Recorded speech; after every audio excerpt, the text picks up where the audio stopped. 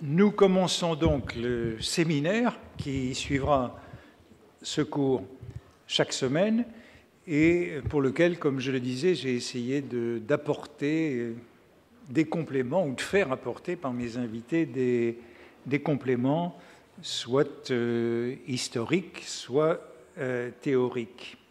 Et il était donc juste d'avoir comme première invitée Ruth Amosi, qui a beaucoup travaillé sur cette notion de polémique.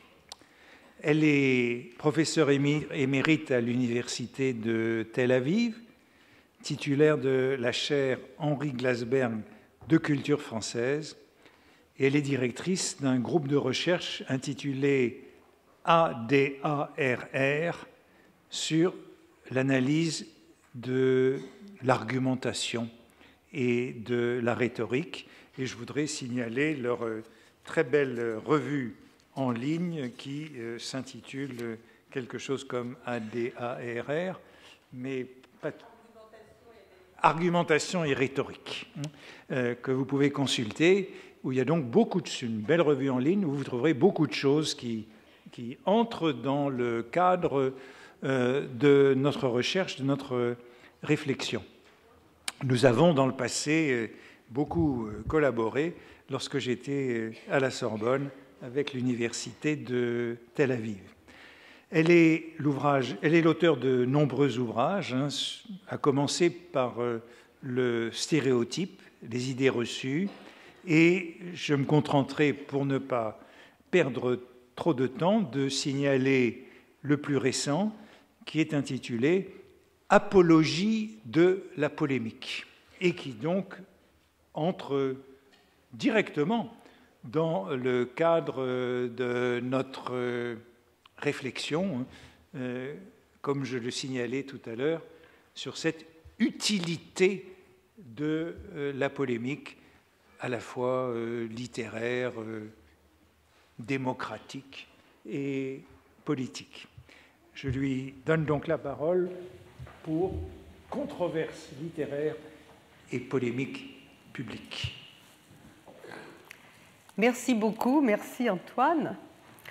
Donc, eh bien, lorsqu'Antoine Compagnon a bien voulu me solliciter pour ce séminaire, j'étais bien sûr très très honorée. Mais en même temps, j'ai eu un petit moment d'hésitation, parce que c'est vrai que j'ai beaucoup travaillé sur la polémique, comme en témoigne le livre que tu as bien voulu mentionner, que j'ai publié donc en 2014 et qui s'appelle « Apologie de la polémique ». Je réfléchis de longue date à ce sujet, mais en fait, mes travaux portaient sur la polémique publique, c'est-à-dire qu'ils exploraient les débats virulents qui déchirent un pays sur une question de société. Alors, ces débats houleux se déroulent dans l'espace public, donc dans les cadres institutionnels, où se prennent les décisions comme le Parlement, le Sénat. Ils se déroulent dans la presse écrite, électronique, bien sûr, dans les échanges numériques, les forums de discussion, etc. Et je m'étais posé la question de savoir pourquoi ce phénomène, qu'on n'arrêtait pas de réprouver parce que la polémique a mauvaise presse, pourquoi il persistait malgré d'incessantes condamnations. Donc, au fond, comment il fonctionnait et surtout, quelle fonction sociale il remplissait.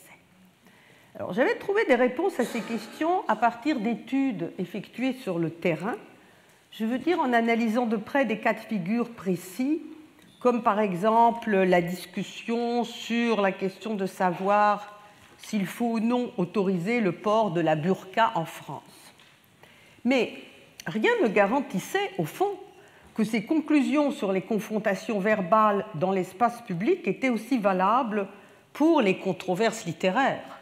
Est-ce qu'il ne fallait pas prendre en compte la spécificité du terrain, donc en l'occurrence le champ littéraire dont parlait Antoine Compagnon, et qui a sa logique et ses lois propres. Mais j'ai tout de suite été intéressée par un phénomène particulier sur lequel j'ai décidé de braquer les projecteurs, parce que les querelles littéraires ne sont pas nécessairement coupées des grandes polémiques qui agitent l'espace public. Donc en fait, il arrive souvent que les deux plans se rejoignent, aujourd'hui dans des discussions toujours très médiatisées. Donc un ouvrage de fiction peut donner lieu à des débats qui débordent largement le champ littéraire et ses agents, et on a alors affaire à des controverses sur la littérature qui deviennent de véritables polémiques publiques. Alors, dans ce cas, les dissensions ne portent pas seulement sur la valeur ou l'interprétation d'un texte littéraire, mais aussi sur les questions de société qu'il soulève. Bon, alors voilà, ça c'est l'exemple dernièrement du roman de Houellebecq, Soumission, qui projette dans un proche avenir la prise de pouvoir, d'ailleurs tranquille, des musulmans en France. Donc, en choisissant cet angle d'attaque, j'avais bien conscience que je me situais dans le cadre de la controverse sur la littérature et non de la polémique qui s'exprime dans le texte littéraire. Donc, plutôt que d'examiner un texte fictionnel ou poétique qui attaque une cible, j'entreprends d'analyser la discussion sur l'œuvre. Mais ce déplacement, selon moi, ne nous laisse pas en dehors du domaine de la littérature, qui comprend non seulement le texte, mais aussi son pourtour, tout ce qui s'écrit sur lui et à partir de lui. Donc, je voudrais me demander comment se déroule la confrontation autour d'une œuvre fictionnelle quand elle dépasse les discussions entre experts et les querelles liées à des rivalités littéraires, quand elle est donnée en pâture au grand public à partir d'une discussion sur des enjeux sociaux. Alors, on pourrait supposer que l'obéit avant tout à une régulation propre au champ littéraire, ou alors au contraire que la littérature devient un simple prétexte. Mais justement, l'intérêt d'examiner le littéraire à la croisée du social est justement qu'il n'y a pas de coupure entre les deux. Je veux dire, il n'y a pas soit un débat de connaisseurs soumis à la logique du champ littéraire, soit un débat de société qui traverse un texte réduit au rang de prétexte. Donc d'un côté, la controverse tourne bien autour de la valeur de l'œuvre, de sa qualité littéraire, mais de l'autre côté, la discussion critique ne se cantonne pas à des questions d'esthétique. En fait, elle les lie étroitement au social et à l'éthique, dans la mesure où ce qui est en cause, c'est justement la façon dont l'éclairage fictionnel modèle la réalité, dont il oriente des façons de voir et de penser. Alors, j'ai essayé ici de répondre aux questions soulevées à partir d'exemples concrets, comme je le fais toujours. J'ai pris deux exemples qui sont puisés dans les débats suscités par des fictions mémorielles. Alors, il s'agit des débats qui se sont déroulés autour de romans qui se donnent comme des témoignages fictionnels et plus particulièrement des témoignages de guerre. La première polémique porte sur la Première Guerre mondiale, sur la controverse autour de l'ouvrage de Norton Crue, sur les témoignages de 14-18, donc autour du jugement sévère qu'il a émis sur des romans célèbres comme Le Feu de Barbus ou Les Croix de bois de Dorgelès. Et je me rattache ainsi au sujet qui a été déjà exploré au Collège de France par Antoine Compagnon en 2014, en l'examinant sous un angle un petit peu différent. La seconde polémique porte sur la Deuxième Guerre mondiale et l'extermination des Juifs, et elle tourne autour du roman de Jonathan Little, Les Bienveillantes, publié 60 ans après la fin de la guerre, donc en 2006. Et ici, il ne s'agit plus d'un récit de guerre écrit par un témoin qu'il a vécu dans sa chair, mais des confessions fictionnelles d'un personnage inventé de toutes pièces que le romancier ancre dans l'histoire. Alors, qu'est-ce qui rassemble ces deux cas en soi très différents? Eh bien, c'est que la polémique prend pour objet des textes qui disent à leur façon le traumatisme profond causé par un déchaînement immodéré de violence, une nouvelle forme de barbarie. Plus jamais ça. C'est le mot d'ordre qui découle des deux situations traitées par la fiction testimoniale, et il s'agit alors de voir en quoi et comment la littérature de guerre contribue à réaliser ce mot d'ordre tacite, et c'est bien là-dessus que porte un débat virulent, qui met en cause la valeur de la fiction testimoniale en relation avec ses enjeux sociaux et, je dirais, ses retombées morales. Alors, je vais commencer par une rapide présentation de la polémique pour en donner une définition opératoire, en précisant les fonctions qu'elle remplit sur la place publique. Et après, je vais examiner rapidement les 2 cas de figure sélectionnés. Voilà, Antoine Compagnon nous rappelait la citation de Gautier « Il quittait l'épée pour la plume et ne se servait pas moins bien de l'une que de l'autre ». Ça nous amène tout droit à la notion de polémique, terme qui est mentionné pour la première fois dans le dictionnaire de l'Académie française de 1718. Mais au cours des siècles, Catherine Kerbat-Orecchioni, qui est une linguiste, a vu que les dictionnaires ont donné finalement des définitions très pauvres. Ils parlent de débats vifs ou agressifs.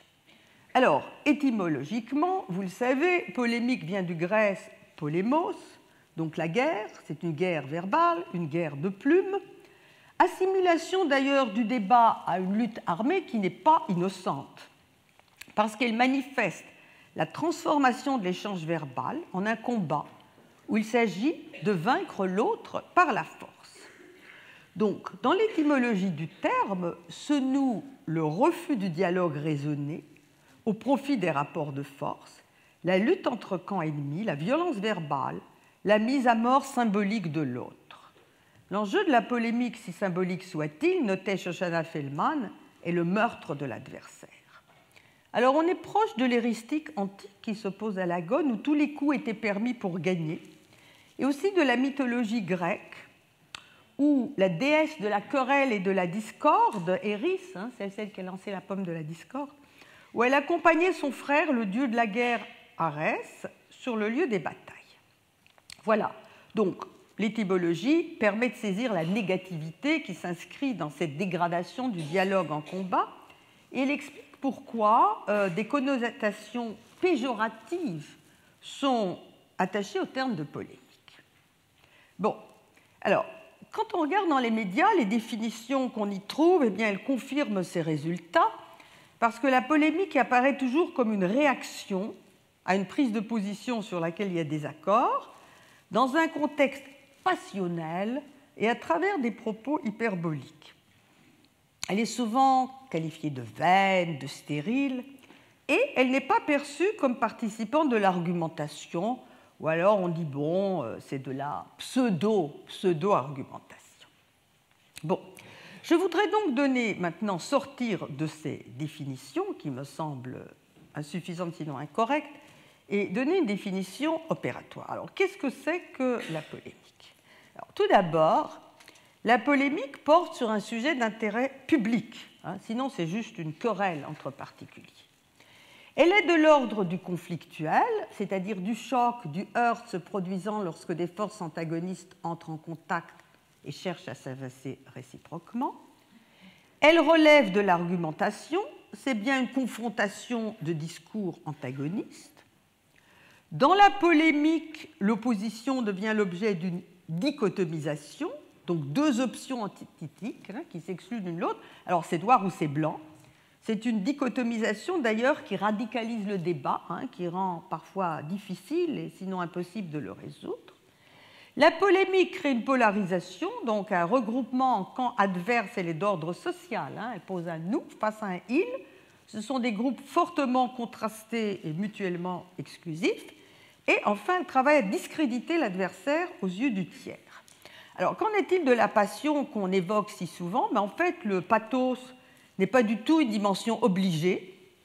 Et en plus, l'engagement passionnel ne soustrait pas du tout la polémique à la rationalité du débat. On dit, le pathos peut très bien faire bon ménage avec le logos, c'est-à-dire avec la raison.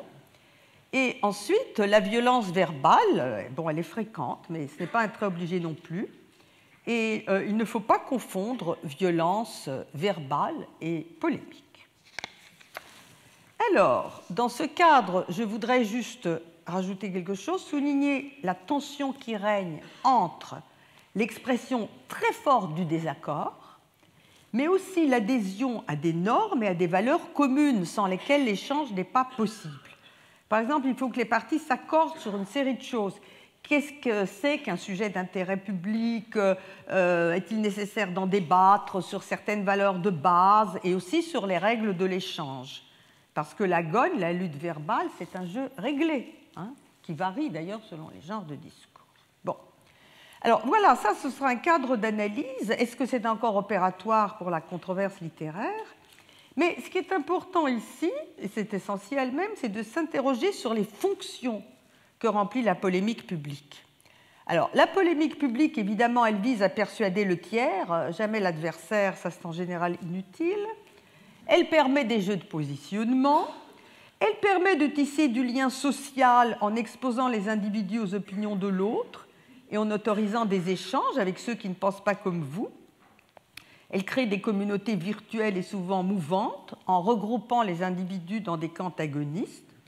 Parfois, elle favorise la protestation collective et prépare à l'action. Et alors, ce qui me paraît très important, c'est que même quand il y a des dissensions profondes, elle autorise, faute d'accord possible, une coexistence dans le dissensus, c'est-à-dire un mode de vivre ensemble. On peut vivre ensemble, voilà, sans tomber d'accord. Bon, mais qu'est-ce qui se passe quand on passe aux polémiques qui éclatent à propos d'un texte de fiction?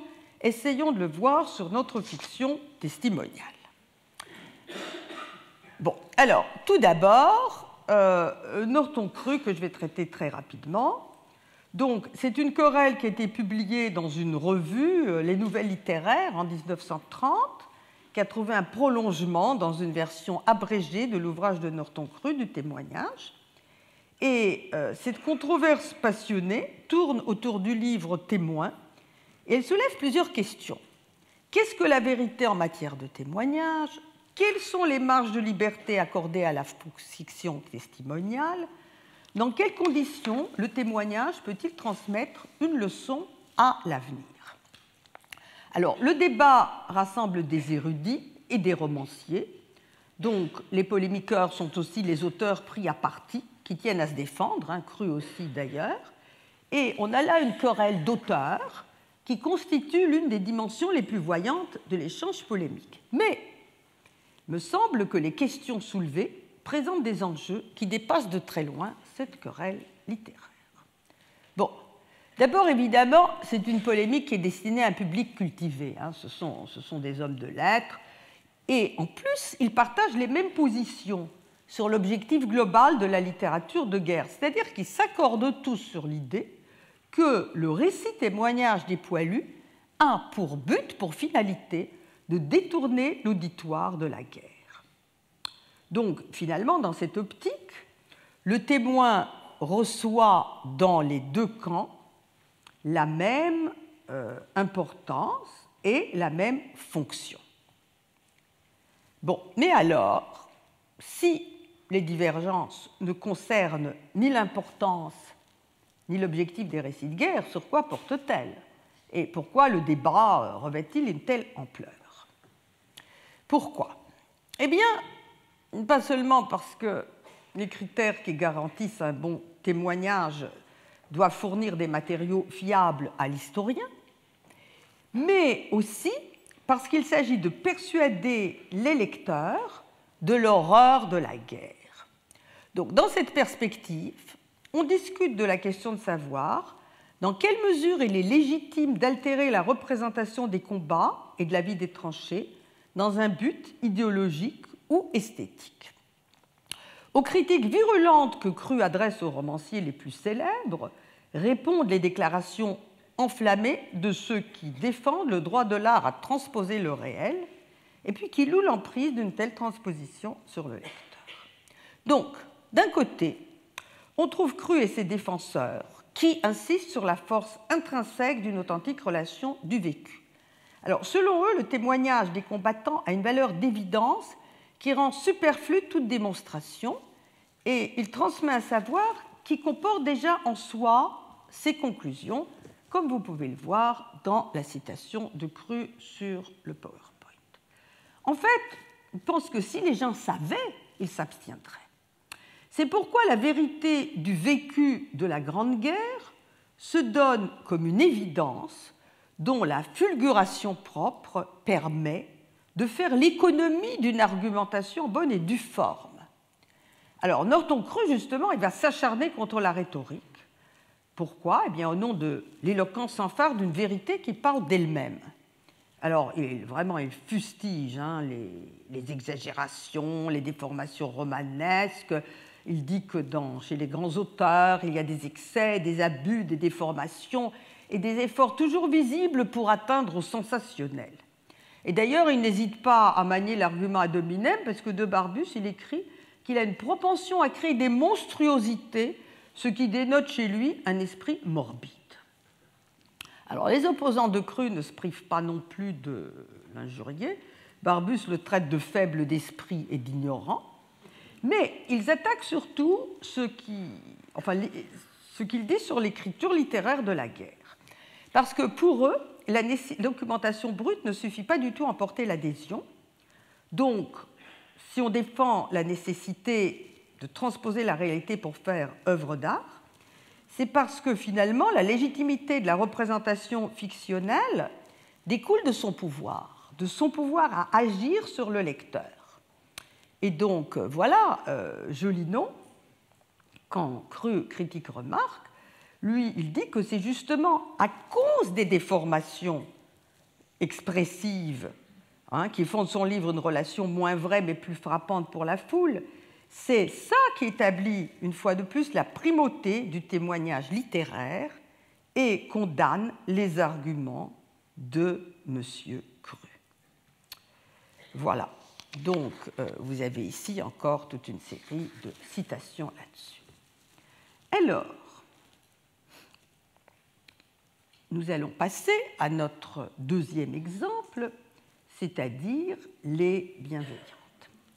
Les bienveillantes tournent autour de la fiction testimoniale, donc sur la façon dont le roman doit représenter le réel, question qui s'articule sur des questions éthiques et sociales. Donc, je l'ai dit, il ne s'agit plus du tout du témoignage romancé de quelqu'un qui a vécu l'événement, mais de confession fictive. Alors, il s'agit d'un bourreau nazi qui parle à la première personne. Confessions sont rédigées en français par un jeune écrivain américain d'origine juive sur la base d'archives et de travaux d'historiens. Et le protagoniste Max Aue a fait partie des Einsatzgruppen qui étaient chargés de la liquidation des Juifs dans les territoires occupés de l'Est. Cet ouvrage a reçu 2 prix littéraires, ce qui est assez rare, Académie française et prix Goncourt. Il a été un immense succès de librairie, malgré le fait que ce soit un vrai pavé, parce qu'il fait plus de 900 pages. Alors, il a été aussitôt encensé.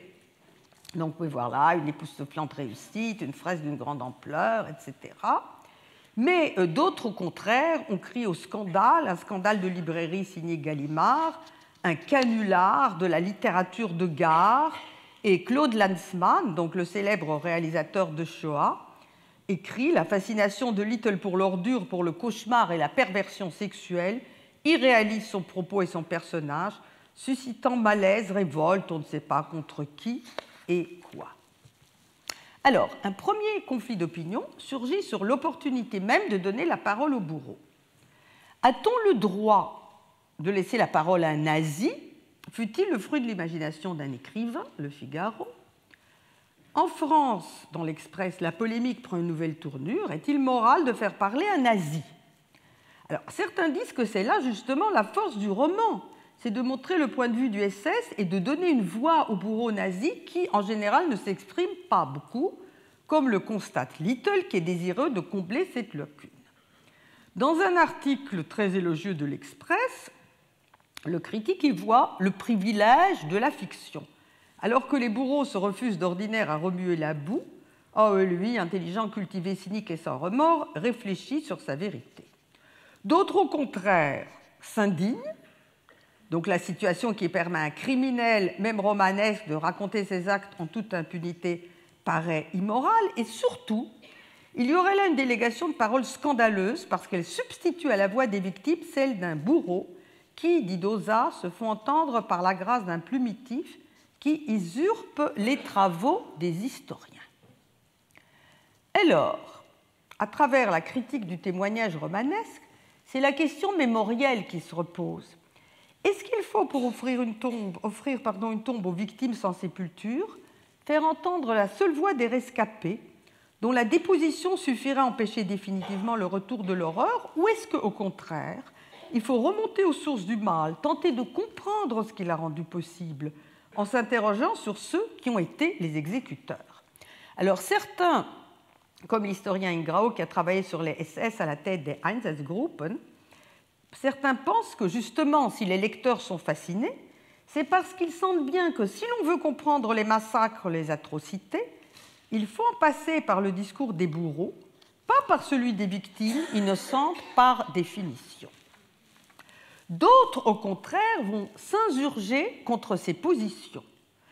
Ils font valoir que le discours d'un ancien SS non repenti ne peut apporter aucun éclairage sur la Shoah, il ne peut que profaner sa mémoire, il présente les victimes dans une indifférenciation gênante, il se permet des images qui sont une insulte à la mémoire des victimes, et il en vient ainsi, selon Dauzat, à mélanger dans la même fosse commune la souffrance de la victime et les émois sexuels du bourreau. Alors, cette question se relie à celle de savoir si la délégation de la parole au bourreau parvient vraiment à exposer les ressorts de sa logique, donc d'une logique mortifère, et c'est la question du raisonnement, qui est ici en jeu. Bon, alors, certains disent que pour comprendre, pour pénétrer dans l'univers du nazisme, il faut voir comment fonctionne l'argumentation de ceux qui y ont adhéré, et donc qui félicitent l'auteur d'avoir reconstitué la logique d'un nazi qui agit pour des raisons idéologiques. D'autres, au contraire, attaquent cette position. Little nous montre la part d'humanité résiduelle de ce Max A au prix d'une réduction de l'altérité de la logique nazie. Ce faisant, il esquive une question majeure. Comment comprendre que ces raisons aient pu être dans la tête des nazis des raisons? Et en fait, il faudrait pour ça restituer leur univers mental, ce que le roman n'arrive pas à faire. Je vais sauter sur la question de la langue, qui est pourtant intéressante, mais on a peu de temps, et juste noter que Ingrao, l'historien, insiste sur la dimension de l'émotion, parce qu'il considère que ce qui a mu les nazis, les SS, c'est la ferveur, l'utopie, dans laquelle l'extermination des Juifs est la condition sine qua non pour la germanisation des territoires occupés. Ils pensent c'est eux ou nous. Ils pensent aussi il faut les tuer tous pour créer notre rêve. Donc, c'est une logique qui a ses sources dans l'émotion collective et que le témoignage fictionnel de Howe ne capte pas. Bon, en bref, la fiction testimoniale serait vouée à l'échec dès qu'il s'agit de saisir les rouages de cette machine monstrueuse. Alors, un dernier point qui revient tout le temps, c'est le débat sur les bienveillantes, sur le fait que le récit du bourreau est à la première personne. Donc, les risques d'identification sont grands.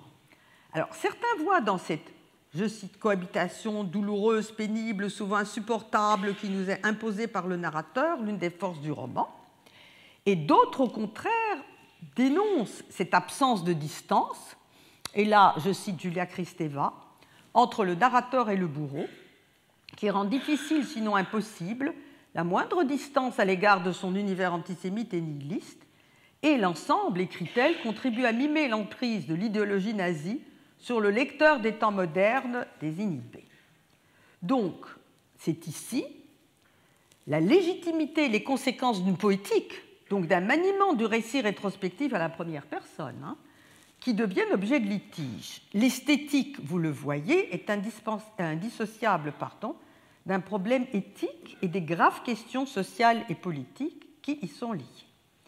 Et alors, il y a plus, parce que cette question de la narration à la première personne, elle est indispensable de la relation que le jeu tente de tisser avec le lecteur dans le texte, et c'est un des aspects du roman qui est le plus disputé. Ça, c'est le fameux incipit du roman que je vous laisse lire. « Frères humains, laissez-moi vous raconter comment ça s'est passé, et puis ça vous concerne, vous verrez bien que ça vous concerne. » Donc, d'un côté, il y a ceux qui considèrent que Little pose dans toute son acuité la question de la normalité des bourreaux et donc nous oblige à reconsidérer ce dont chacun de nous est capable. Dans le magazine littéraire, on lit que les bienveillantes sont une plongée atemporelle dans les profondeurs de l'homme. On se retrouve obligé de se regarder soi, obscur face à face. C'est d'ailleurs dans une dialectique de miroir brisé la véritable interrogation des bienveillantes. Et vous? Donc tout un chacun peut devenir un bourreau. C'est la leçon d'un récit où le narrateur souligne qu'il est comme chacun des lecteurs. Et les défenseurs de Little considèrent qu'il faut se confronter à cette vérité et en prendre pleine conscience, et justement pour empêcher la résurgence de la violence extrême. Et cela d'autant plus qu'on assiste de nos jours au retour des massacres et des entreprises génocidaires. C'est ce que vous trouvez dans cette citation de Blumenfeld dans Le Monde.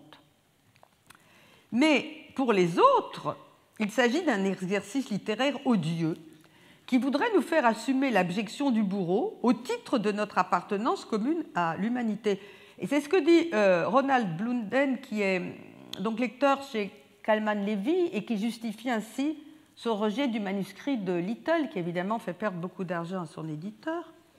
De plus, comme l'écrit Husson, l'idée juste selon laquelle tout homme peut devenir un bourreau sert en fait, sous la plume de Jonathan Little, à relativiser les crimes du nazisme. Et alors cela d'autant plus, disent certains, que le roman a recours à la mythologie, puisque les bienveillantes, c'est les Euménides, et l'allusion à Oreste est transparente. Or, dans la mythologie, l'homme est en proie au destin. Alors, on tombe sur la question capitale de la responsabilité. Cette idée de responsabilité est minimisée par l'idée d'une fatalité, mais aussi par des justifications sociologiques qui diraient que dans un ensemble donné de circonstances, l'individu assujetti à l'État fait ce qu'on lui dit de faire. Et Howard dit à son lecteur, il y a peu de chances pour que vous soyez l'exception. Sur ce point aussi, les passions se déchaînent. Dans le monde contemporain si friand de violence, est-ce qu'on peut donner cet alibi au nazisme? Est-ce qu'il est bon d'eximer un personnage de SS tortionnaire en proie à des forces qui le dépassent et de l'écouter quand il vous dit « mais vous auriez été comme moi ». À la question de savoir si le lecteur est vraiment son frère, Julia Kristeva répond dans un sursaut de révolte « Je réponds pour ma part et sans hésiter, non ». Alors, conclusion, à l'issue de ce très bref parcours, je voudrais revenir sur la controverse littéraire dans son rapport à la polémique publique, puisqu'elle la rejoint, mais elle n'en fonctionne pas moins différemment et elle remplit aussi des fonctions différentes. Alors, premièrement, la polémique publique, elle est tournée vers la décision et l'action. En fait, elle est le moteur de la délibération qui doit déterminer l'avenir de la cité, de la police. Antoine Compagnon citait tout à l'heure Chantal Mouffe, soit parce que cette délibération est directement la source d'un choix politique, soit parce qu'elle façonne l'opinion publique. Mais la controverse littéraire, elle, n'est pas délibérative, elle ne discute pas de mesures à prendre, de lois édictées, elle ne donne pas une impulsion au militantisme ou à la protestation sociale. Au fond, la controverse littéraire relève en un premier temps de l'épidictique, qui est en rhétorique le domaine de la louange et du blâme. Et de ce point de vue, la polémique participe au palmarès des auteurs et au jeu des positionnements qui régit le champ littéraire. Mais, justement, si elle dépasse cette querelle d'experts pour se muer en polémique publique, c'est bien parce que ces positions antagonistes affectent aussi l'espace social. Alors, comment est-ce que cela se passe? Eh bien, l'importance, si vous voulez, disons que c'est la fonction mémorielle, nous sommes dans la fiction à valeur de témoignage, et c'est sa fiction mémorielle qui est ici en cause. Pourquoi? Parce qu'elle modèle l'image que je me fais à travers le passé de ma collectivité, de ma culture, et donc aussi de moi-même. Qu'est-ce que la violence extrême des deux guerres mondiales m'apprend sur moi-même, en tant que membre d'une collectivité, en tant que représentant de la culture occidentale et plus globalement en tant qu'être humain? Mais aussi, en même temps, qu'est-ce qu'elle m'enseigne sur les voies à suivre pour assurer un avenir meilleur?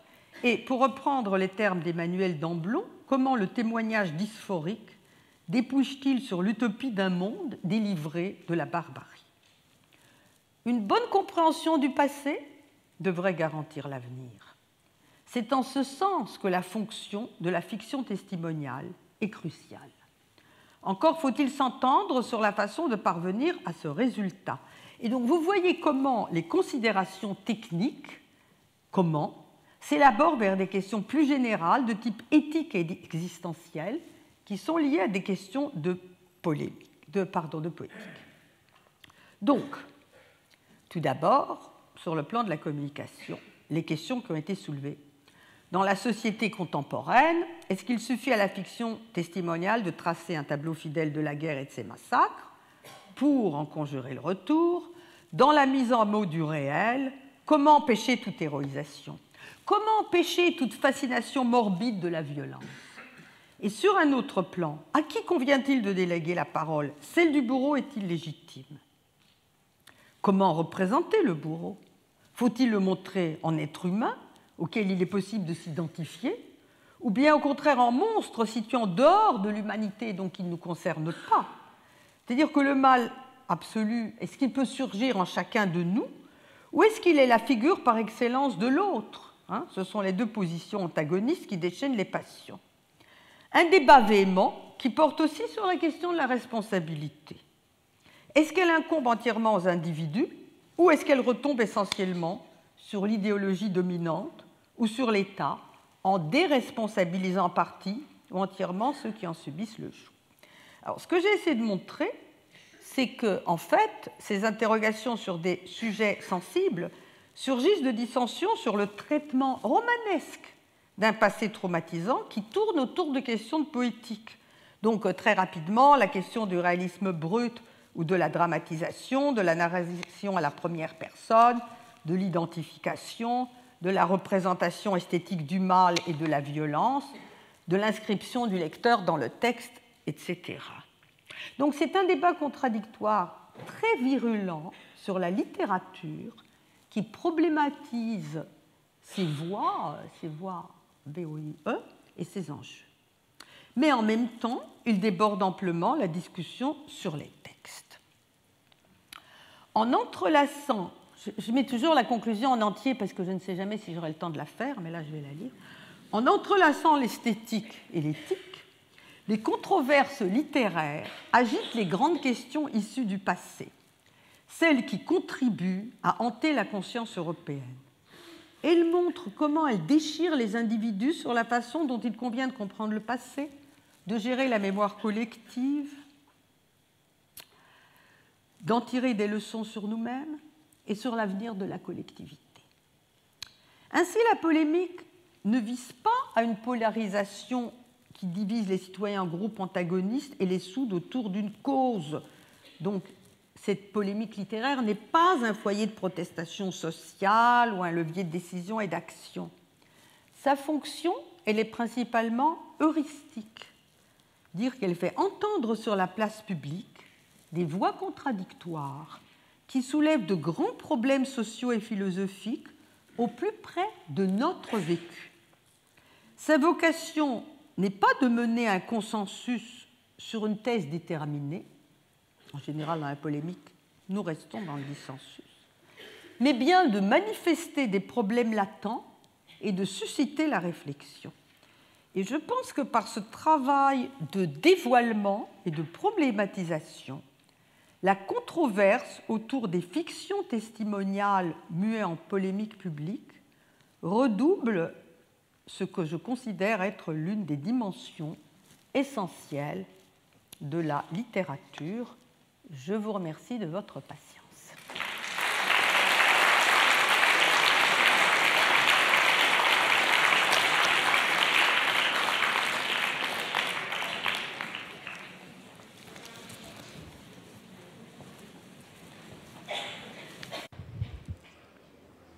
Eh bien, merci beaucoup pour cet exposé avec ces études de cas, deux cas qui, je pense que ce n'est pas par hasard, ont justement trait à des guerres, première et seconde. Ce sont des débats contradictoires sur des représentations de conflits.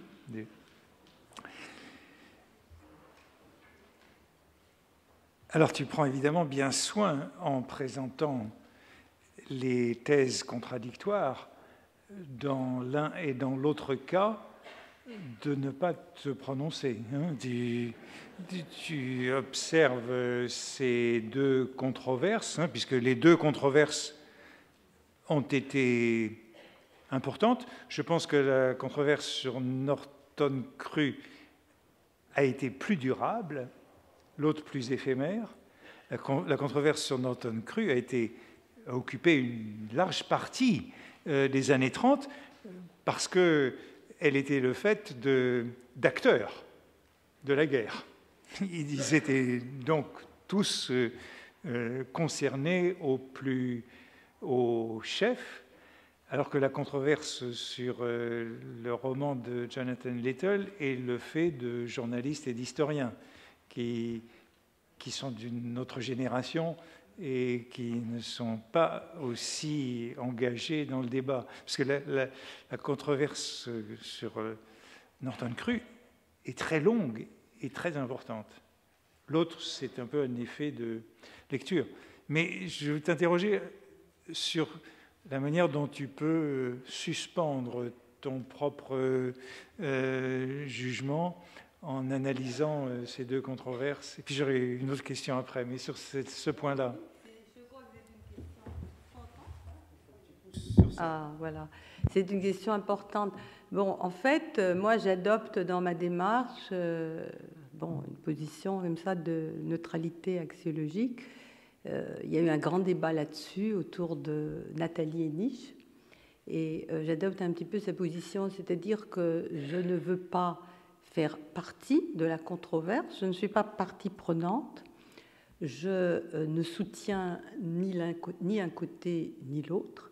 C'est ce que j'essaye de faire aussi dans mon ouvrage, donc Apologie de la polémique, mais mon but est de montrer comment fonctionne une polémique publique et quelle fonction elle remplit, en essayant justement de montrer les deux côtés, de montrer les arguments des uns et les arguments des autres, et en faisant ainsi réfléchir, réfléchissant d'abord ainsi moi-même, et en faisant ainsi réfléchir l'auditeur ou le lecteur sur ce face-à-face, sur des questions qui sont des questions quand même assez importantes pour justement déchaîner des débats aussi virulents.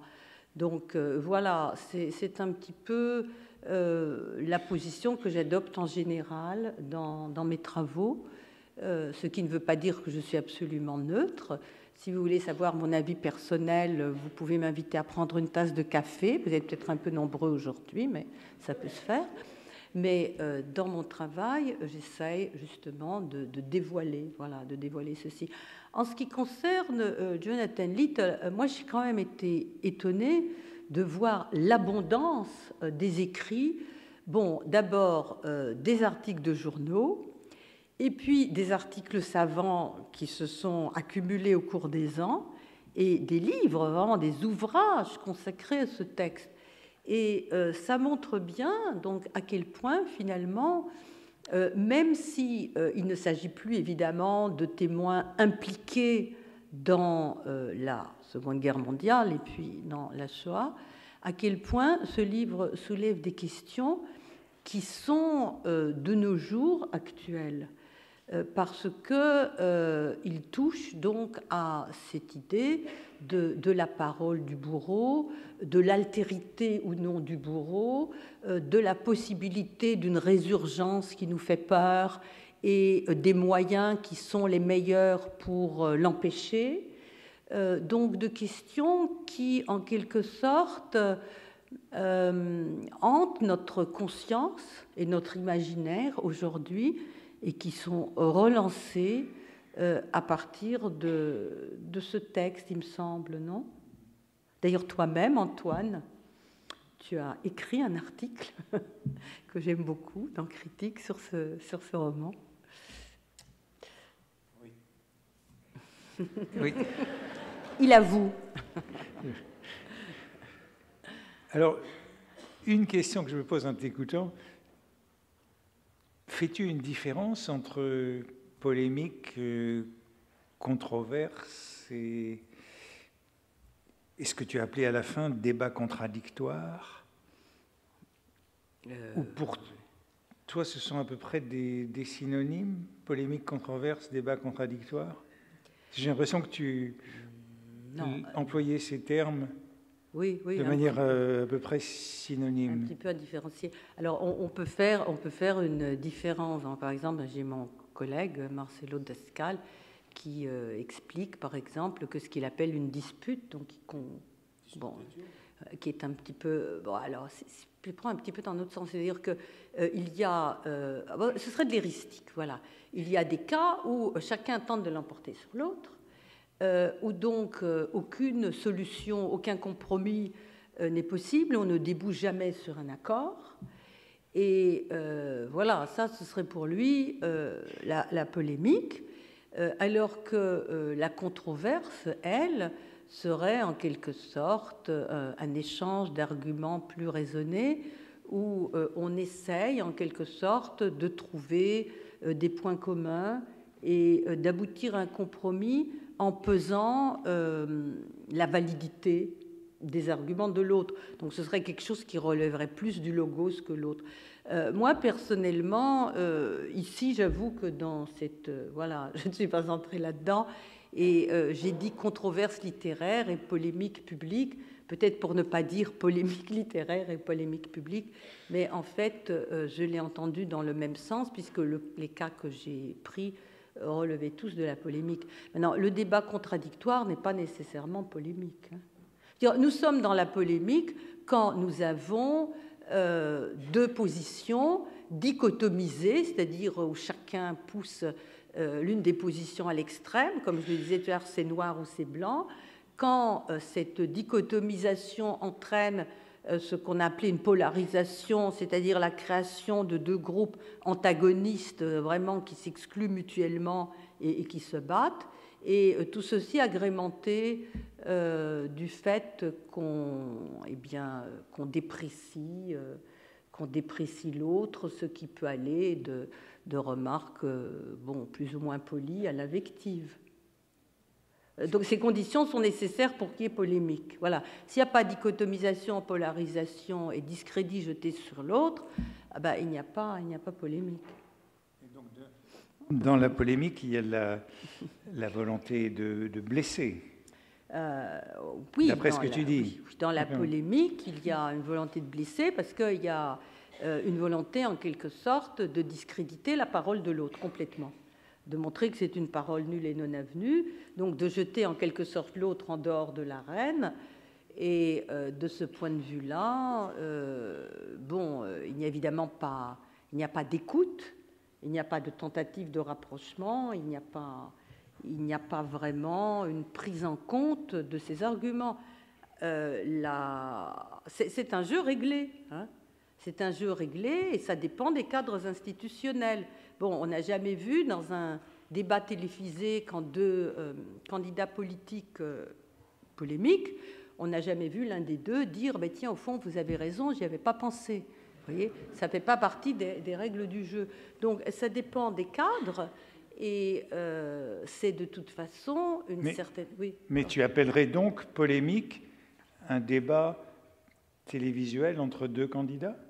Un débat télévisuel entre deux candidats à partir du moment où... Non, mais la polémique, ce sont des moments. Tu vois, il y a des moments polémiques. Donc le débat lui-même n'est pas nécessairement une polémique. Mais dans le débat, il peut y avoir des moments polémiques. Et ces moments polémiques sont caractérisés par les traits que je viens de décrire, que je viens de donner. Mais voilà, on peut le voir dans des débats, il y a des moments plus sereins et puis il y a des moments polémiques. Et dans ces moments polémiques, il y a le discrédit de l'autre, même si certaines règles de politesse sont encore en jeu, ce qui d'ailleurs est de moins en moins le cas dans les débats politiques, comme vous avez pu le remarquer.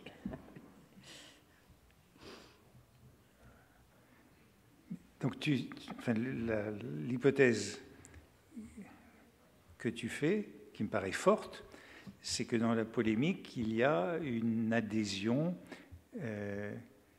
malgré la polémique, à des normes fortes, je crois que tu as dit ça, communes. Oui. Oui. J'en doute un peu. J'aurais tendance à dire qu'on atteint la polémique justement au moment où on sort de l'adhésion à des normes communes fortes. Et c'est à ce moment-là qu'on entre dans la volonté de détruire. C'est-à-dire, pour débattre de quelque chose, pour en faire une question d'intérêt public qui est débattue polémiquement, il faut d'abord qu'on s'accorde sur ce que c'est qu'une question d'intérêt public. Je veux dire, est-ce que la question que je soulève est bien une question d'intérêt public? Si l'autre partie considère que c'est absolument pas pertinent, il ne va pas entrer dans un débat. Donc déjà, dans une société donnée, il y a des questions de polémique qui sont admises. Bon, ces questions de polémique, il y a des questions, disons, qui peuvent être considérées comme étant à discuter. Par exemple, en France, je vais donner un exemple un peu bête, c'est celui du burkini. Bon, moi, je viens d'Israël, personne n'a compris pourquoi on discutait sur le burkini et pourquoi il y avait une polémique là-dessus. Et en fait, c'est parce qu'il y a ici en France une série, en tout cas, de normes qui relèvent d'une laïcité, d'une laïcité qui n'existe pas en Israël. Israël n'est pas un pays laïque. Il n'a pas cette conception de la laïcité. Donc, la question du burkini ne paraissait pas pour les Israéliens un sujet d'intérêt public et ils ne comprenaient pas pourquoi on en discutait. Alors, voilà, déjà un accord sur qu'est-ce que c'est qu'un sujet d'intérêt public. Maintenant, il faut aussi quand même qu'on ait certaines, je ne sais pas, un background, enfin, une base commune à partir de laquelle on puisse discuter. Quand cette base commune n'existe plus, il n'y a plus de polémique, on en vient au coup. Normalement, la polémique est là, selon moi, mais je ne suis pas la seule à le penser, c'est un peu ce que dit Chantal Mouffe, la polémique, elle transforme les ennemis, dit Chantal Mouffe, en adversaires. Et les transforme en adversaires. Les adversaires, ça veut dire que chacun admet aussi le droit de l'autre à penser autrement et à répondre, même si on essaye de le descendre en flèche. Mais il a le droit de penser autrement et de répondre. Et il peut le faire dans un débat, donc de façon, dans un combat verbal. Voilà, c'est un peu ça que j'essaye de dire. Et ce qui m'intéressait, c'est de voir comment la littérature était entraînée dans ces débats publics et quel était, du coup, son pouvoir heuristique par rapport à ce qui se débattait sur la place publique. Alors, une question. Pourquoi ne le serait-elle pas entraînée? Parce que tu as suggéré à certains moments qu'on était simplement dans l'épidictique quand on critiquait la littérature, et moi j'aurais envie de dire jamais exclusivement. Oui. Il y a une dimension pragmatique de la littérature ou éthique qui fait que... Il y a quand même des polémiques qui peuvent se faire autour de certaines esthétiques. On peut faire une polémique du vers libre, c'est ça. Donc, par exemple, la polémique, on peut avoir une polémique sur le vers libre qui n'aurait en dessus. Oui, il y a eu beaucoup de polémiques de ce genre quand même. Oui. Donc, c'est ce que Iraï appelait les querelles générales. Les querelles générales. Et, là, par exemple. Une querelle générale, oui, peut-être que... une querelle littéraire générale n'a pas d'effet de réel. Bon, en fait, tous les romans, tous les livres qui paraissent ne font pas la une des journaux, heureusement d'ailleurs. Donc, il y a certains textes, plus que d'autres, qui déclenche en quelque sorte justement des polémiques, des débats passionnés, où les gens prennent la peine d'écrire pour et contre. Et donc, il est à supposer que ces livres-là, justement, soulèvent des questions d'importance, ou en tout cas des questions qui, à ce moment-là, paraissent importantes et qui rejoignent des débats de société. Donc, la question était de savoir quelle est, du coup, la valeur ajoutée, parce que je peux très bien discuter d'une question de société en dehors de la littérature, mais à partir du moment où ça devient une discussion, une polémique autour d'un roman, quelle est la valeur ajoutée de ce type de controverse, voilà, puisque je les utilise indifféremment, par rapport à ce qui se discute de façon directe sur la place publique. Voilà, et je ne sais pas si mon faible pour la littérature me disait immédiatement, intuitivement, qu'il devait y avoir une valeur ajoutée, mais encore fallait-il voir quel était ce plus, quelle était cette valeur ajoutée, qu'est-ce que ça éclairait, qu'est-ce que ça déplaçait, qu'est-ce que ça donnait, voilà, quelle était la contribution. Est-ce que c'est juste, parce qu'on peut dire, bon, finalement, voilà, les bienveillantes paraissent, et puis c'est un coup de publicité, les critiques discutent dans les journaux, ça fait de la publicité au livre, ça fait un petit peu partie du marché, ça fait vendre. D'ailleurs, Little, lui, il s'est bien gardé d'entrer dans la polémique, hein. Il était très, très content que ça marche sans lui et que les ventes ont été extraordinaires. Donc, on peut le voir comme ça aussi. Et c'est vrai, en plus, hein, ce n'est pas faux. Mais donc, la question était de savoir si, au-delà de cet aspect, s'il y avait une autre dimension qui devait être prise en compte et qui nous en apprenait plus. C'est-à-dire qu'on pourrait dire, oui, la polémique a eu lieu, si c'est une polémique, mais la même polémique peut se reproduire 3 ans après. Ah ben tout à fait. Dire la valeur heuristique. Oui. Les questions ne sont pas. C'est-à-dire, dans ces polémiques, on a soulevé des questions. Donc, certaines questions, bon, on les connaissait déjà, on les a approfondies, on les a reprises, on les a commentées. Parfois, il y a des questions qui sont moins évidentes et qui sont mises à jour comme ça, qu'on explore, qu'on découvre, qui sont éclairées justement par une polémique autour d'un roman. Mais même les questions qu'on connaissait au fond déjà, quand on voit l'ampleur et finalement les passions qui s'investissent dans ces discussions, on peut voir à quel point ces sujets sont importants et sont ancrés dans l'imaginaire contemporain. Et donc, je crois que ça nous en apprend beaucoup sur nous-mêmes. Alors, une question encore. Est-ce que le terme de polémique est utilisé dans ces 2 cas par les intervenants? Oui, souvent, oui. Mais bon, si tu veux, le terme est utilisé, mais il faut dire que dernièrement, tout devient polémique. Alors, je ne sais pas si tu ouvres les journaux, tu regardes les infos, chaque fois on dit polémique, tous les jours il y a une nouvelle polémique. Oui. Donc, le terme de polémique est utilisé. Oui. Dans ces cas-là, par les actes. Parce qu'on peut écrire pour et contre sans qu'il y ait polémique. C'est ça, c'est ça. Et j'ai l'impression que parfois tu fais une sorte de synonymie entre écrire pour et contre et... Ah oui, d'accord. Non, c'est parce que moi, si tu veux, je prends cette notion de polémique, donc je considère que dans l'espace public, il y a une circulation des discours. Bon, cette circulation des discours, surtout à cause des médias, hein, voilà. Donc, il y a des positions qui s'expriment. La personne qui exprime une position violemment contre, elle ne répond pas nécessairement directement à quelqu'un d'autre. C'est-à-dire, les polémiques ne signifient pas qu'il y a un dialogue en face à face ou qu'un polémiqueur répond à l'autre. Mais ces discours qui circulent, ils dessinent une sorte de configuration dans laquelle on retrouve cette polarisation, ceux qui sont pour. Oui, il faut faire parler le bourreau nazi. Oui, il faut montrer que, en fait, chacun de nous pourrait en devenir un, contre ceux qui disent mais non, c'est horrible, etc.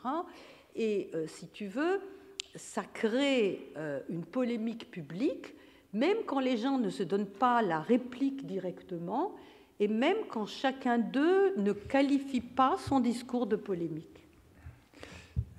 Encore une question.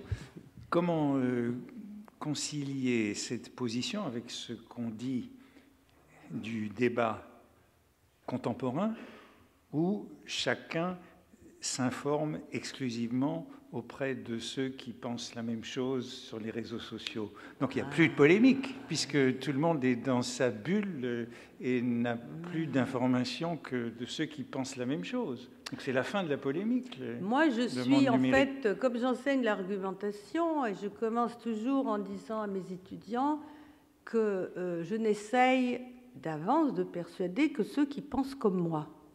Comment ? Je n'essaye de persuader que ceux qui pensent comme moi. C'est clair. Ceux qui ne pensent pas comme moi, c'est pas la peine. Bon. Mais donc il n'y a aucune heuristique. Si, il y a parce que alors si tu regardes, bon, moi j'ai étudié les forums de discussion. Oui. Tu vois, dans les journaux. Bon, je prends les journaux classiques, je sais pas, Libé, Le Monde, Le Figaro, et je regarde les forums de discussion. Et dans les forums de discussion, bon, eh bien, en fait, c'est beaucoup plus intéressant qu'on pourrait le croire au premier abord. Et les gens expriment, ils ne passent pas juste leur temps à s'injurier, ils expriment des positions contradictoires, parfois avec beaucoup de véhémence et parfois moins. Et il y a des échanges. Alors, ce ne sont pas des échanges 2 à 2, hein, c'est compliqué, il y a des fils, enfin, vous connaissez les règles. Mais en réalité, ce qui est intéressant, c'est que, par exemple, pour prendre l'exemple du forum, eh bien, les gens sont en quelque sorte exposés à des positions qui ne sont pas les leurs, qui sont même tout à fait antagonistes. Alors, je ne dis pas qu'immédiatement ils vont changer d'avis. Peut-être ne vont-ils pas du tout changer d'avis. Mais je pense qu'il est quand même intéressant, à travers les nouvelles technologies, qu'ils puissent être exposés à ces autres logiques et à ces autres idées, hein, même si après ils disent mais c'est illogique, ce sont des faux, etc. Mais ils ont été exposés à cela, et je pense que ça, c'est l'une des fonctions de la polémique publique telle qu'on peut la voir aujourd'hui dans les nouveaux médias. Parce que à partir du moment où il n'y a plus du tout de lien social, on est dans une coupure absolue. Donc les gens peuvent rejeter, refuser ce que dit l'autre, mais quelque part, eh bien, puisqu'ils vont sur les réseaux sociaux, c'est quand même pour l'entendre, ne fût-ce que pour les réfuter. Et donc c'est ce que j'avais appelé créer du lien social. Mais ce n'est pas ce qu'on dit actuellement des réseaux sociaux. Ce qui est dit des réseaux sociaux aujourd'hui, c'est qu'on y va simplement pour confirmer dans le cercle des gens qui pensent comme vous. C'est ça l'utilisation des réseaux sociaux aujourd'hui. Ce n'est pas les forums que tu décris. Donc, ça dépend. C'est un peu idyllique ta conception. Si tu vas sur le site de Dieudonné, peut-être de Dieudonné, moi je ne vais pas sur le site de Dieudonné parce que j'ai peur que voilà, mais tu vas sûrement trouver des adeptes, des fans qui se confortent mutuellement. Donc ça dépend des sites. Et ça dépend des réseaux sociaux. Mais il y a des réseaux sociaux où les gens, à la fois, se confortent, parce que qu'est-ce qui se passe? Ils vont trouver une série de gens qu'ils ne connaissent pas et qui pensent comme eux, et ça va les rendre heureux, ça va les conforter parce qu'ils forment des communautés virtuelles, donc ils sont contents. Mais en même temps, il y a de l'autre côté d'autres communautés virtuelles et ça discute. Ça discute de façon assez véhémente. Alors, ça dépend évidemment des forums de discussion, ça dépend des journaux. Hein. Il y en a qui sont plus frustes que d'autres, je dirais. Bon, mais ce n'est pas du tout une conception idyllique, parce que de toute façon, ils ne sont pas là pour se mettre d'accord, hein, c'est clair. Bon, je crois qu'on va te remercier. Dans le consensus.